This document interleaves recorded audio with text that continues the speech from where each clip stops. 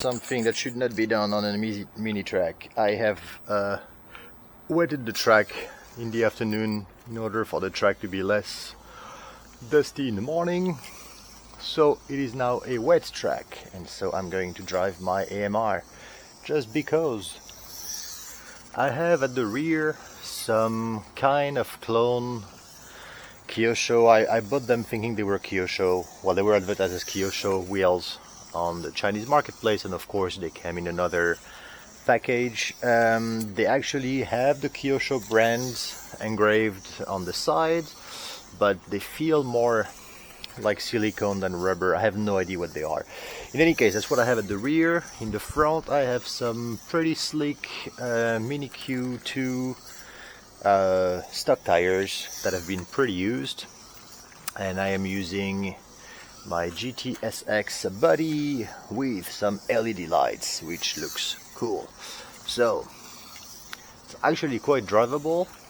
I'm not sure how much the electronics are going to appreciate, but I don't think they're going to really get that wet. So the problem I have, the main problem I have with the AMR is actually braking. You see, this is what happens when you brake with the AMR. At any kind of high speeds, it just sends the tail spinning. I'm not sure why. I don't know if it's a diff issue. Can't really set up the diff, because it's a gear differential. It's always been a crunchy differential as well. I wish I was able to find a ball diff at the rear so I could set it up any way I want, but I can't find any. It's really hard to find parts for this AMR. I'm not sure why. I guess people are mainly playing the Busy Free and then the drift version, and even then I find the parts pretty hard to come by with the Atomic. So this is what it is now. So luckily I can drive here without braking. I just decelerate and take my corners, but it would be nice to be able to go full speed and then brake before the corner like I do with my PC every time. So first of all, I have to say it is quite moist. You can see the wheels. I don't know if you can see anything, but wheels are pretty wet, but it's actually drivable on that. That's kind of cool. It's possible if I figure out how waterproof the electronics are, maybe I'll do some rain races in here. I know I did a little bit of fairly wet driving with the, what was it, the trike, the very first B2B that I did in Mini Z size, and being the brushed electronics, I don't really fear any water. It's more for the servo and for the receiver actually, but I think this level of wetness is actually not going to be a problem. I'm surprised the amount of grip I actually get now that it's wet. See, when I was driving in the afternoon, it was extremely dry and extremely dusty, and I couldn't, well, you probably will see on the PCO1 video, couldn't get any speed, I couldn't get any grip in the front of the car, and it was just, the grip was just terrible. This is good. I kind of like the LED looks. It's almost like watching Initial D or something like that, feeling, you know, nice night riding.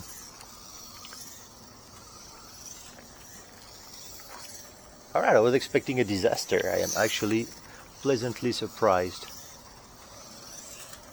So hopefully with this treatment the track will be not dusty anymore in the morning, and I'll be able to have a nice Sunday morning church on the rooftop. Alright, the AMR is doing extremely good with this GTSX body. I really, first of all, I like the way it looks. It's got these super aggressive wide wheels. The wing is really neat. Now I've butchered the body quite a bit because I've been testing this body on absolutely everything that I have. So the rear is completely cut away in order to put the RR pods for the PC, and there's probably way more holes for body posts than they should be in a car, but at the end of the day it is just a racing body, so I'm here to test. But it looks cool. I've just bought this super cheap. I don't have light buckets, so the LEDs are sticking out directly from the body. I done that once the body was already painted, so I just poked some hole in it and slapped the LEDs.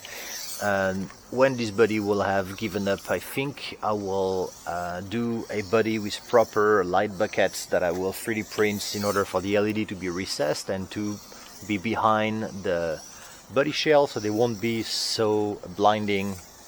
Right now it's fairly hard to look at the car. It's really, I'm not worried, this is just neighbors yelling at each other.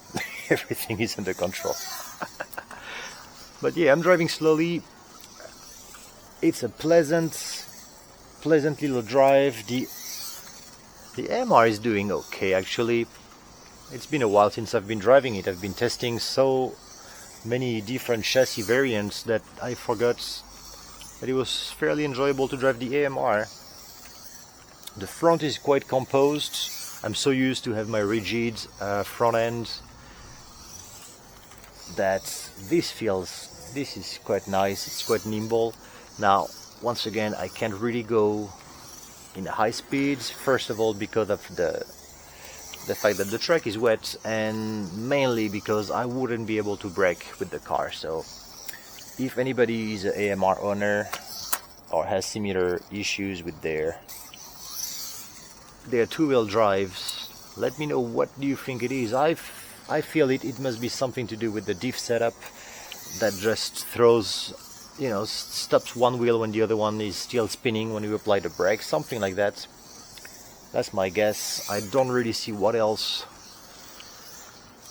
Here you see, like I just applied brake here. I'm so used on driving with the PC that I apply brake quite openly with the PC. This is quite cool. I can actually drift a little bit, throw the tail in a corner, especially this one.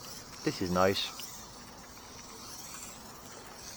And if anybody knows where to get ball diffs for the AMR, please send me a link, because I really believe that this car would be a gem with a ball diff. And just having these little tuning options, I'm pretty happy with the suspension setup that I have on the car right now.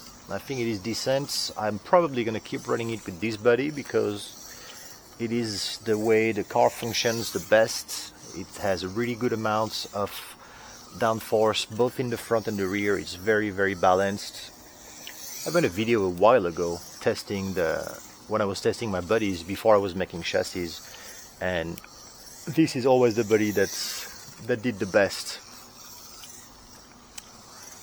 with the AMR, because at the time I didn't have anything else to test with. Oh. And you can see maybe when I go reversed, I have a very, very, very small amount of reverse because I'm trying to lower how much the braking affects the car, but it's still too much and it still makes the car spin. So I'm a little bit lost for what to do with this. I don't think a car should be a matter of setting up the remote for the car to stop spinning on brake applying. I'm not really sure what you're going to be able to see. The video I made yesterday was super dark. And it's probably not going to be any different tonight, but maybe you'll just see some little white dots moving about and some red dots moving around. Ooh, wow, I could not catch this drift. Now I have to say, although I am not keen on drifting, I think it would be quite fun to have a car setup for drifting around this track, because this really feels like a nice Asian road or something like that. The more I'm working on this track and the more I'm adding little elements, the more I'm enjoying it. So I've been drifting my 110 on it, which is way too big for the track, and I have to remove like half of the bars in order to do it. So maybe a mini drifter, but at the end of the day, personally I don't get the same enjoyment from drifting a car ever than I get from trying to race the car around the track. Now, is it my battery is that low, or my end point is ridiculously low on this car? No, I think I'm out of battery. That must have been the battery I used this afternoon for the PCO one, so I'm gonna go get a new battery downstairs.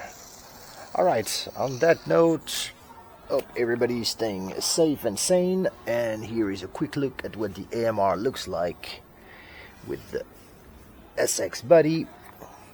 It's very aggressive front. This is really a nice profile for balanced downforce. So on that note, I'm gonna go change the battery downstairs and I'll be done with this for tonight. Alright, see you everyone. Bye bye.